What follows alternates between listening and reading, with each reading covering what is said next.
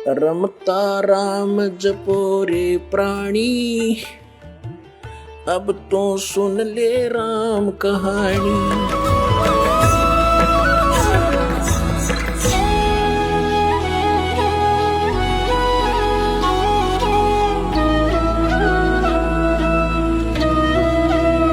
तो इसलिए आप जी को सब सदग्रंथों से परिचित कराना अनिवार्य है। अब ये जो यजुर्वेद अध्याय नंबर 40 के मंत्र नंबर 15 और 17 को समझने के लिए ये श्रीमद् भगवत गीता आपका घना सहयोग देगी, क्योंकि श्रीमद् भगवत गीता चारों वेदों का सारांश है और सिंपल लैंग्वेज में है, वेदों से भी सिंपल लैंग्वेज में है ये।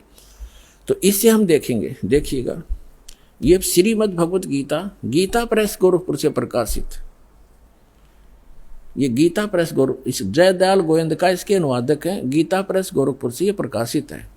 अब आपको दिखाते हैं 8वें अध्याय का 13वां श्लोक, ये देखिएगा, अध्याय नंबर 8 और श्रीमद् भगवत गीता अध्याय नंबर 8 और श्लोक नंबर ये 13 है। हम संस्कृत पढ़ेंगे, हम पढ़े हैं, शिक्षित हैं, हम पढ़े लिखे हैं। ओम इति एकाक्षरम ब्रह्म व्यवहारण माम अनुसमरण, ये प्रियाति तदंदेहम स याति परमाम गतिम। 13वां, इसका अर्थ है कि माम ब्रह्म, जो गीता ज्ञान दाता श्री कृष्ण में बोल रहे हैं, माम ब्रह्म, मुझ ब्रह्म का, ओम इति एकाक्षर, ये ओम एक अक्षर है, नथिंग एल्स, और व्यवहारण अनुसमरण उच्चारण करके सिमरण करता हुआ, ये प्रियाति तदंदेहम, सांस यानी शरीर छोड़कर जाते समय भस्मांतम शरीरम, वेद में यजुर्वेद अध्याय नंबर 40 के मंत्र नंबर 15 में भस्मांतम शरीर लिखा है, और इसमें लिखा है ये प्रियाति तजंदेहम स याति परमाम गतिम, ओम से मिलने वाली जो परम गति है वो इस तरह प्राप्त होगी, मुझ ब्रह्म का, माम ब्रह्म, मुझ ब्रह्म का, ओम इति एक अक्षरम, ये ओम एक अक्षर है, सुमन करता हुआ, उच्चारण करके सुमन करता हुआ, ये प्रियाति तो जंदेहम, जो शरीर छोड़कर जाता, स याति परमाम गतिम, वो परम गति को प्राप्त होता। ओम से मिलने वाली परम गति, ओम से मिलने वाली कौन सी परम गति है? ब्रह्मलोक प्राप्त होता है, क्योंकि ये ब्रह्म का सिमरण है, मंत्र है। और 8वें अध्याय के 16वें श्लोक में गीता जी में लिखा है कि ब्रह्मलोक में गए हुए प्राणी भी पुनर्जन्म मृत्यु में आते हैं, वो भी पूर्ण मोक्ष प्राप्त नहीं करते। लेकिन ये कंसेप्ट जो आज इतना ही क्लियर करना था कि ये ओम मंत्र ये ब्रह्म का है, और गीता ज्ञानदाता 8वें अध्याय के 1 में अर्जुन ने प्रश्न किया कि आपने जो 7वें अध्याय के 29वें श्लोक में जिस तत्ब्रह्म की जानकारी दी है, वो तत्ब्रह्म कौन है कि जिसको जानकर प्राणी केवल जरा और मरण से यानी बुढ़ापे के दुख और मृत्यु से छूटने का ही प्रयत्न करते हैं।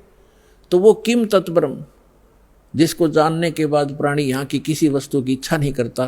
गीता ज्ञानदाता ने 8वें अध्याय के 3रे श्लोक में कहा कि वो परम अक्षर ब्रह्म है, वो तो परम अक्षर ब्रह्म है, यानी गीता ज्ञानदाता से अन्य वो सुप्रीम पावर है। तो श्रीमद् भगवत गीता अध्याय नंबर 15 के श्लोक 1 से लेकर 4 में, 16 और 17 में स्पष्ट किया हुआ है, इन पूरे ब्रह्मांड की एक सतीथि बताई है कि उल्टा लटका हुआ संसार रूपी वृक्ष है, ऊपर को जो जड़ है वो तो पूर्ण परमात्मा है, सबका धारण पोषण करने वाला वो परम अक्षर ब्रह्म है। और जमीन से जो बाहर दिखाई देता है वो तना, वो जड़ तो प्रोक्ष है, गुप्त है, हिडन है, छुपी हुई है, और बाहर जो दिखाई देता है वो वृक्ष कहलाता है। तो परमात्मा ने खुद आकर अपनी वाणी में बोला है, अक्षर पुरुष एक पेड़ है, और सरपुरुष यानी ज्योति निरंजन वाकी डार, और तीनों देवा शाखा हैं, ये पात रूप संसार। और पेड़ जो जड़ है वो गुप्त है, तो जो जमीन से बाहर दिखाई देता तना उसको अक्षर पुरुष समझो, आगे उसके मोटी डार निकलती है उसको सरपुरुष समझो, उसके 3 शाखाएं हैं, रजगुण ब्रह्मा सतगुण विष्णु तमगुण शिव जी रूपी, ये शाखाएं समझो, और पात रूप हम सब संसार समझो। तो वृक्ष का पालन कहाँ से होता है? मूल से, जड़ से। तो श्रीमद् भगवत गीता अध्याय नंबर 1 से लेकर 4 और 16 और 17 मंत्र में ये स्पष्ट किया गया है कि तत्वदर्शी संत की पहचान भी बताई है कि तत्वदर्शी संत वो होगा जो इस उल्टे लटके हुए संसार रूपी वृक्ष के सभी विभागों को भिन्न भिन्न बता देगा। ये पहले तो परमात्मा आए थे, तत्वदर्शी संत की भूमिका भी वही करके जाते हैं, इसलिए वो एक प्रसिद्ध कवि भी कहलाते हैं, लोकोक्तियों के माध्यम से, कविताओं के माध्यम से ज्ञान सुनाते हैं। तो उन्होंने 600 वर्ष पहले बताया था, अक्षर पुरुष एक पेड़ है और सरपुरुष वाकी डार और तीनों देवा शाखा हैं ये पात रूप संसार। अब वो जड़ कौन बताओगा? जड़ तो उन्होंने गुप्त छोड़ दी, इस दास को भेजा कि वो जड़ कौन है। वो कबीर साहब है, वो परम अक्षर ब्रह्म है, वो मूल। तो 15वें अध्याय के गीता जी के 1 से 4 का अर्थ है कि हे गीता ज्ञानदाता कहता है कि अर्जुन, तत्वदर्शी संत की यह पहचान होगी कि उस संसार रूपी वृक्ष के सभी पार्ट्स को, सभी विभागों को, तना, डार, पत्ते, जड़ कौन है, तो जो बताता है सवेदवित, वो तत्वदर्शी संत है। उसके पश्चात तत्वदर्शी संत की प्राप्ति के पश्चात परमेश्वर के उस परम पद की खोज करनी चाहिए, जहां जाने के बाद साधक लौटकर कभी संसार में नहीं आते। और जिस परमेश्वर ने सारे ब्रह्मांडों की रचना की, और केवल उसकी भक्ति करना, मेरी भी नहीं करना। यदि पूर्ण मोक्ष चाहता है, जहां जाने के बाद फिर लौट कर नहीं आते, वहां जाना चाहता है। और फिर 15वें अध्याय के 16 और 17 बताया है कि 3 पुरुष हैं, सरपुरुष और अक्षर पुरुष। सरपुरुष तो ये ज्योति निरंजन काल है, अक्षर पुरुष उसका तना समझो, जो 7 संग ब्रह्मांड का स्वामी है, और सरपुरुष केवल 21 ब्रह्मांड का स्वामी है। और उसके 3 शाखा है जो वृक्ष के, वो रजगुण ब्रह्मा, सतगुण विष्णु, तम गुण शिव जी रूपी समझो। और फिर बताया है 15वें अध्याय के 17वें श्लोक में कि उत्तम पुरुष है तू अन्य परमात्मा इति उदाहरते। उत्तम पुरुष तो कोई और है, जिसको भगवान कहते हैं, परमात्मा कहते हैं, वही तीनों लोकों में प्रवेश करके सबका धारण पोषण करता है। अवय ईश्वर है, वो अविनाशी परमेश्वर है, सबका धारण पोषण वही करता है। जैसे मूल से, जड़ से पूरे पेड़ की, वृक्ष की पोषण होता है, परवरिश होती है। तो यहाँ ये स्पष्ट किया है। और कई आपको भ्रमित कर देंगे कि गीता अध्याय नंबर 15 के श्लोक नंबर 18 में गीता ज्ञानदाता कहता है कि मैं लोक वेद में पुरुषोत्तम प्रसिद्ध हूं। तो पुण्यात्माओं, वहां ये क्या कहता है कि मेरे अंतर्गत जितने भी प्राणी हैं 21 ब्रह्मांड में, इनसे मैं श्रेष्ठ हूं, इनसे मजबूत हूं, इनसे बलवान हूं, ताकतवर हूं, बुद्धिमान हूं। इसलिए लोक वेद में इस दंत कथा के आधार से मैं पुरुषोत्तम प्रसिद्ध हूं। आई एम नॉट पुरुषोत्तम, क्योंकि उसने तो 15वें अध्याय के 17वें श्लोक में स्पष्ट कर दिया कि पुरुषोत्तम तो कोई और है, उत्तम पुरुष है तू अन्य परमात्मा इति उदाहरते।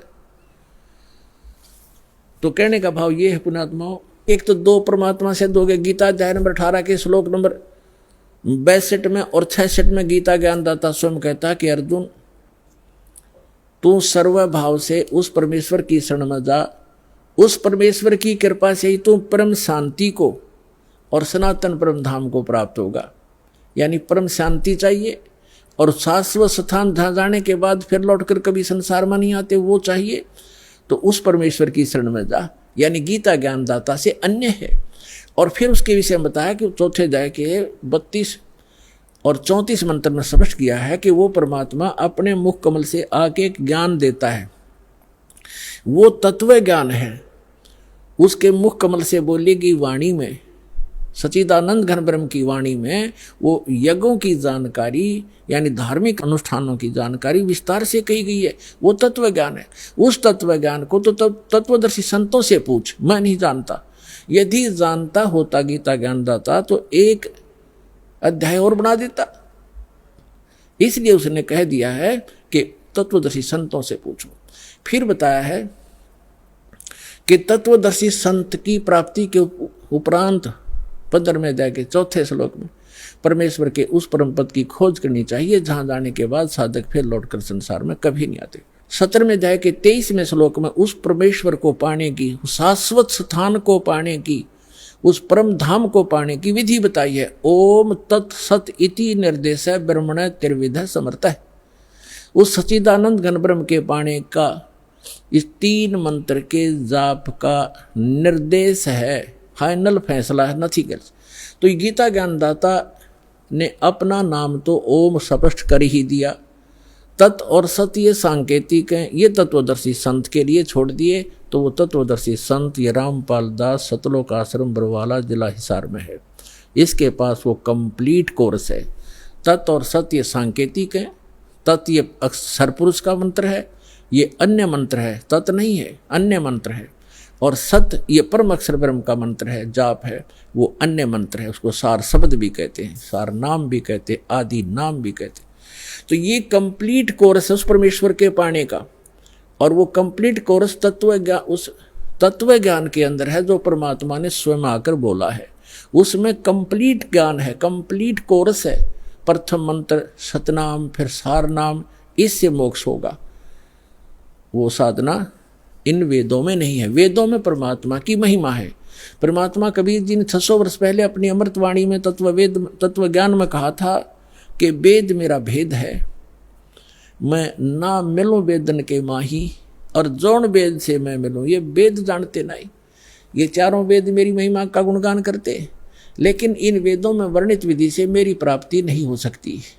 और जिस ज्ञान से, जिस वेद से, उस तत्व वेद से मैं मिलूं, वो ज्ञान इन वेदों में नहीं। ये वेद जानते नहीं।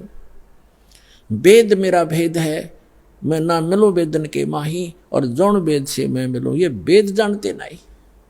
उसको बताने के लिए स्वयं परमात्मा आते। तो हमारा जो प्रसंग चल रहा है, हमने पुरुष को सिद्ध करना। पुरुष माने परमात्मा। ये देखिएगा, श्रीमद् भगवत गीता रख दी, यजुर्वेद उठा लिया, और ये महर्षि दयानंद सरस्वती द्वारा ही अनुवादित है। ये यहाँ से प्रकाशित है। ये वही वाला है जो हम पढ़ रहे थे अभी थोड़ी देर पहले। ये वही वाला है। हम 4400 अध्याय पढ़ रहे हैं, 40वां अध्याय यजुर्वेद का। 15वें श्लोक में हमने पढ़ा है ओम करतो समर कलवे समर करतो समर। ये तो पढ़ लिया कि ओम नाम का जाप काम करते करते श्रवण करो, विशेष कसक के साथ श्रवण करो, मनुष्य जीवन का प्रथम कर्तव्य जानकर श्रवण करो। वायु अनिलम अमृतम अथ ईदम भस्मांतम शरीरम। शरीर भस्म होने पर, नष्ट होने पर, छोड़ने के समय जब आपकी जो वायु है, प्राण आपके जो जीव है, उसमें इतना अमृतव हो जाएगा कि वो जो ओम से होता है। अब हम यहाँ आते हैं 4400 अध्याय 40 में जाएगा 17वें श्लोक में। ये 17वां मंत्र है। इसमें लिखा है हे मनुष्यों, जैसे ज्योत स्वरूप रक्षक मुझसे, गीता वेद ज्ञान दाता कहता है, मुझसे अविनाशी यथार्थ कारण के आच्छादित मुख के तुल्य उत्तम अंग का प्रकाश किया जाता है, या किया जाता है आना चाहिए। और वह प्राण व सूर्य लोक में पुरुष है। ये पुरुष शब्द है संस्कृत में। पुरुष माने पूर्ण परमात्मा। हमने पुरुष सिद्ध करना था यहाँ से। पुरुष माने पूर्ण परमात्मा। एक तो ये खुद कहता है कि मैं ज्ञान दे रहा हूँ, हे मनुष्य, क्योंकि ज्योत स्वरूपी रक्षक मुझसे, ये ज्योत स्वरूपित है काल, मुझसे जो अविनाशी यथार्थ कारण के आच्छादित मुख के तुल्य उत्तम अंग का प्रकाश किया जाता है, यानी ज्ञान दिया जा रहा है। जो वह वेद ज्ञान दाता कह रहा है कि जो वह प्राण व सूर्य मंडल में पूर्ण परमात्मा है, वह तो प्रोक्ष है। वह तो प्रोक्ष है, यहाँ है लिखना था। अहम, यू कहता अहम, ये है असो, सो असो अहम। ओम खम ब्रह्म। खम माने ब्रह्मलोक, दिव्य आकाश रूप, ब्रह्मलोक रूपी दिव्य आकाश में ब्रह्म रहता है, और ये मेरा ओम नाम है।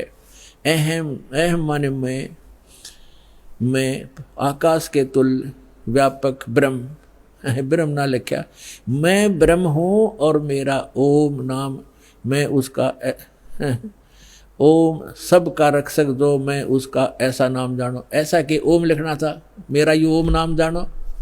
ये आधाड़ंगा डाया इसने, तो इसे सिद्ध हो गया कि वेद ज्ञान दाता कह रहा है कि मेरा तो ओम नाम है। वो परमात्मा, पुरुष माने पूर्ण परमात्मा तो गुप्त है, वो अन्य है, वो प्रोक्ष है। तो यहाँ अब हम आते हैं ऋग्वेद मंडल नंबर 9 और सूक्त नंबर 1 के मंत्र नंबर अब 8 और 9 को स्पष्ट करेंगे। पहले तो हमने पुरुष का अर्थ इन्हीं के इन इंजीनियरों से लेना पड़ेगा, क्योंकि नहीं तो ये बता देंगे आपको पुरुष माने आदमी हो से। पुरुष तो क्योंकि परमात्मा भी मनुष्य जैसा है, इसलिए प्रथम पुरुष वही है, सेकंड हम पुरुष हैं, मनुष्य है। तो वहाँ प्रथम पुरुष, क्योंकि जैसे पवित्र बाइबल में लिखा है कि परमात्मा ने मनुष्य को अपने जैसा बनाया, तो वो भी पुरुष है, वो परमात्मा है। हम भी पुरुष हैं, हम नासवान हैं, हम डुप्लीकेट हैं, उसकी शक्ल है, उसी के आकार मिलते जुलते मनुष्य जैसे मनुष्य। तो ऐसे ही जिनको भगवान मिले हैं, उन्होंने कहा गरीबदास साहिब जी ने अपनी अमृतवाणी में कि हमरे ही उनियार है, हमारा सृजनहार, हमारी ही शक्ल का हमारा भगवान, हमारा बनाने वाला है वो परम पिता। तो यहाँ पुरुष जो है इस भगवान परमात्मा की तरफ संकेत है। इन्होंने भले ही गोल बोल करना चाहा, यहाँ पुरुष लिखना शुरू कर दिया, परमात्मा लिखना बंद कर दिया, हमें मूर्ख बनाने के लिए। ये जनता के नासक थे, इनको संस्कृत अवश्य आती थी, अध्यात्म ज्ञान था नहीं। ये काल के भेजे हुए दूत थे, तो मैं ऋषि दानंद हो, चाहे इसके चेले जितने भी जो इस अनुवाद कर रहे हैं इसका वेदों का, ये स्वयं भ्रमित हैं और समाज को यथार्थ ज्ञान नहीं दे सके। और चाहे आज तक के जितने ऋषि महर्षि हुए हैं उनको यथार्थ ज्ञान नहीं था। केवल परमात्मा ने जिन महापुरुषों को अपना परिचय दिया, अपना साक्षात्कार करवाया, सचखंड लेकर गए, वापस छोड़ा, उन महापुरुषों को छोड़कर और किसी के पास अध्यात्म ज्ञान नहीं था। अब वो ज्ञान इस दास को दिया उस परम पिता ने, इसका लाभ उठाओ। अब देखो, अब हम आगे ऋग्वेद मंडल नंबर 9 सूक्त 1 और मंत्र नंबर ये 6 तक तो ये परमात्मा लिखते आगे, और 7 में इन्होंने पुरुष लिखना कर दिया। उस पुरुष को, उस परमात्मा को लिखना था, तब माने उस परमात्मा उस पुरुष को लिख दिया। कोई बात है यार, यहाँ गड़बड़ कर दी। अब पुरुष माने परमात्मा, आपको पूर्ण परमात्मा, तो हम इसको पूर्ण परमात्मा बोलेंगे। उस पूर्ण परमात्मा को उग्र गतियाँ प्रेरणा करती हैं, यानी जब संसार में हाहाकार मच जाती है और अध्यात्म गुरु जो है अज्ञानी हो जाते हैं, उनका उद्देश्य केवल जनता को ठगना ही हो जाता है और हाहाकार मच जाती है, सब प्राणी दुखी हो जाते हैं, तो परमात्मा दुखी होता है क्योंकि हम उनके बच्चे हैं, वो हमारा पिता है, तो अपने का दुख अपनों को ही होता है। तो फिर वो परमात्मा उन उग्र गतियों से प्रेरित होकर 600 वर्ष पहले परमात्मा आए थे, ऐसा ज्ञान बता गए थे, एकदम शांति हो गई थी समाज में जो अभी तक चल रही थी। कोई लूटा खसोटी नहीं थी, प्यार से रहते थे, कोई किसी की आत्मा दुखाते समय डरता था भगवान से। अब आग लगी है, सब पूरे विश्व में माया माया दिखाई देती है, ना कोई लाज रही, ना कोई शर्म रहा, ना भगवान का डर रहा। तो अब पुनः स्थापना करने के लिए उस शांति की और भक्ति की परमात्मा ने पहले से ही वचन बोल रखा था कि जब कलयुग 5500 वर्ष बीत जाएगा तब मैं अपना दास भेजूंगा, उसको पूर्ण ज्ञान दूंगा। वैसे तो भगवान ने कहा था मैं स्वयं आऊँगा 12वें पंथ में, गरीबदास वाले पंथ में। परमात्मा नहीं आए तो दास को भेज दिया, वो कंप्लीट स्पिरिचुअल नॉलेज और पूरी पावर देकर, उस परमात्मा ने अपनी पावर देकर।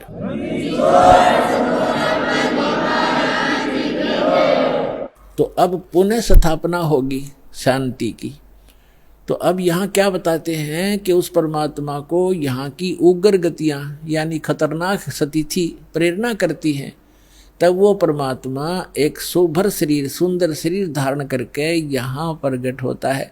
जैसे 600 वर्ष पहले आए थे, उस समय भी पूरे अध्यात्म मार्ग में लूटे खसोट चल रही थी, ऊत भूत की पूजा होती थी, ये दरे ढके पर ला रखा था सबको। तो परमात्मा ने आके पुनः स्थापना की थी और 64 लाख शेष हो गए थे उस दानक के, जिसको धानक कहते थे, दुल्हा कहते थे। यदि वो परमात्मा ना होते आज से 600 वर्ष पहले भारत वर्ष के अंदर 64 लाख से सोना कोई बालकों का खेल नहीं है। और सबको परमात्मा ने भक्ति से चार्ज किया, उनको सुख दिया, उनके आने वाले बच्चे उनके घर में जन्म लिया, वो अच्छी आत्माएं हुई। तो अभी तक चल रहा था, हमारे समाज में शांति बनी हुई थी। अब ये 50 वर्ष से उरे उरे बिजली गिरती जा रही है और अब तो पूछो ही मत। हे भगवान, जहाँ देखा माया माया दिखाई देती है, कोई शराब पी रहा है, कोई मांस खा रहा है, सरेआम हो गया।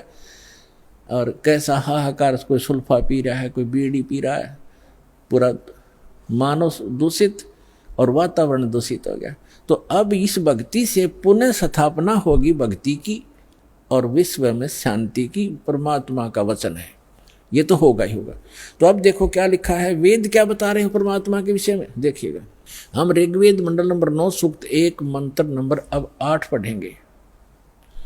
उस पुरुष माने परमात्मा को उग्र गतियाँ यानी भयंकर स्थिति प्रेरणा करती हैं, और भासमान शरीर को यानी सुंदर शरीर को वह पुरुष वह परमात्मा प्राप्त होता है। और किस प्रकार होता है?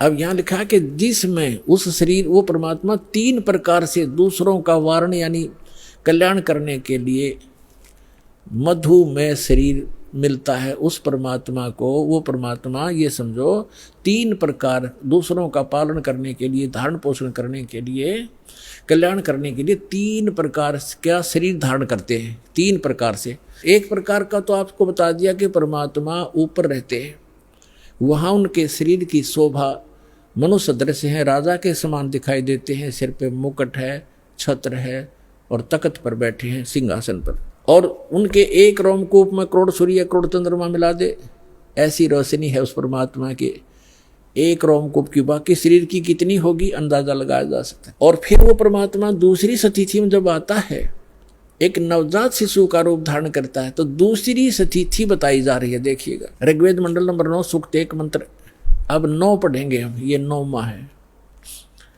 इसमें लिखा है कि अभी इमम अधन्या उत्सनंती धेनव, धेनो माने गाय, शिशु माने बालक रूपधारी, सोम माने परमात्मा, इंद्राय पातवे। इसका अर्थ है इमम माने उस, सोम माने परमात्मा, पुरुष माने परमात्मा को, पुरुष माने परमात्मा, क्योंकि इन्होंने यहाँ सोम माने परमात्मा होता है। ये देखिए शुरू में इसी सूक्त के प्रथम मंत्र में सोम शब्द है। ऋग्वेद मंडल नंबर 9 सूक्त 1 मंत्र 1 में, इस 1 में ये सोम शब्द है। सोम, सोम माने परमात्मन। तो यहाँ अब हम यहाँ भी सोम लेंगे। ऋग्वेद मंडल नंबर 9 सूक्त 1 मंत्र 9 में सोम शब्द है। सोम, उस परमात्मन को, उस परमात्मन को, उस पर पुरुष को, परमात्मा को जो शिशु रूप धारण करके आता है कुमार अवस्था में यानी बाल्य अवस्था में। अभी अधन्या, अधन्या माने अहिंसन, ये लिख दिया इन्होंने। अध्य माने अभी माने पूर्ण रूप से, सब प्रकार से। अधन्या माने बिना धनाई, धेनो माने गौवे। हमारे यहाँ क्षेत्र में हरियाणा के अंदर जो गायें नए दूध नहीं होती, गर्भ धारण नहीं किया जिसने, उसको ये कहते हैं ये बिना धनाई है, अधन्या। क्योंकि ये कुछ शब्द हमारी लैंग्वेज में संस्कृत के, कुछ पंजाबी के, कुछ वैसे अन्य भाषाओं का भी समावेश है। जैसे अब इंग्लिश वर्ड भी गढ़े हो गए शब्द हमारी भाषा में, ऐसे पहले से हमारे कुछ शब्द मिले हुए हैं भाषा में। तो हम अधन्या माने बिना धनाई, अभी अधन्या पूर्ण रूप से यानी कंवारी, धेनो माने गौवे। उस परमात्मा की जो शिशु रूप धारण करके जब आता है, उनके परवरिश की लीला कंवारी गायों के द्वारा होती है, ये वेद बताते हैं। और वो किस परमात्मा की हुई है? श्री कृष्ण की का इतिहास आपके पास जीवनी है, श्री रामचंद्र की जीवनी आपके पास है, जिनको आप भगवान माना करते थे, या ब्रह्मा विष्णु महेश की दिखा दो इतिहास, उन्होंने ऐसे कुंवारी गाय का दूध पिया हो। तो who is God? Kabir is God. और कौन कबीर? जो काशी में आए थे, धानक दुल्हा। अब देखो हम ये पढ़ रहे हैं ऋग्वेद मंडल नंबर 9 सूक्त 1 मंत्र 9 में, उस परमेश्वर को शिशु, जो शिशु रूप धारण करके आता है, अभी अधन्या, इसको हम पढ़ेंगे कंवारी, अभी अधन्या कंवारी, धेनो माने गौवे, गायें तृप्त करती हैं, उसका पालन करती हैं। पालन की लीला कंवारी गायों के द्वारा होती है। और ये किस परमात्मा की हुई? कबीर गौड की। आपको कबीर सागर से प्रमाणित कर दिया था।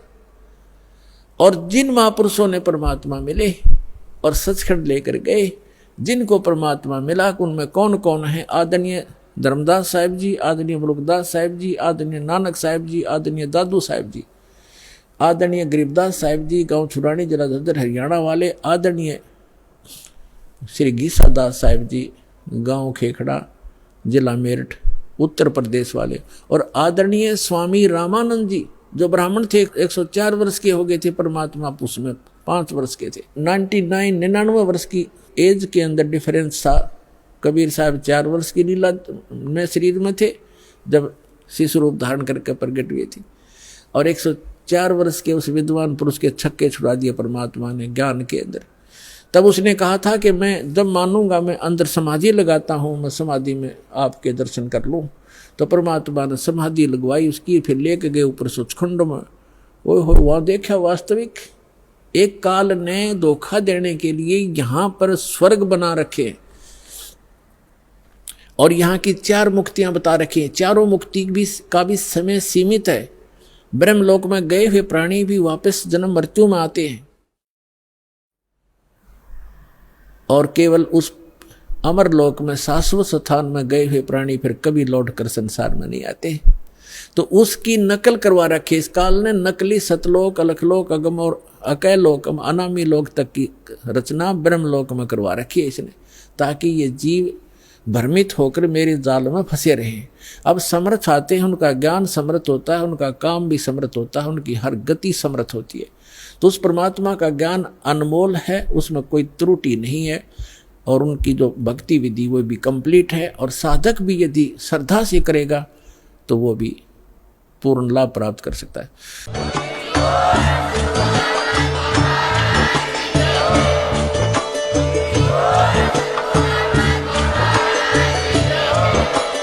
आप सुन रहे थे जगत गुरु तत्वदर्शी संत रामपाल जी महाराज जी के मंगल प्रवचन। अधिक जानकारी के लिए विजिट कीजिए हमारी वेबसाइट www.jagatgururampalji.org। संत रामपाल जी महाराज जी के शुभ आशीर्वाद से पूरे विश्व भर में 500 से भी ज्यादा नाम दीक्षा केंद्र हैं, जिन पर संत रामपाल जी महाराज जी द्वारा ऑनलाइन निशुल्क नाम दीक्षा दी जा रही है। अपने नजदीकी नाम दीक्षा केंद्र का पता करने के लिए संपर्क करें 8222880541।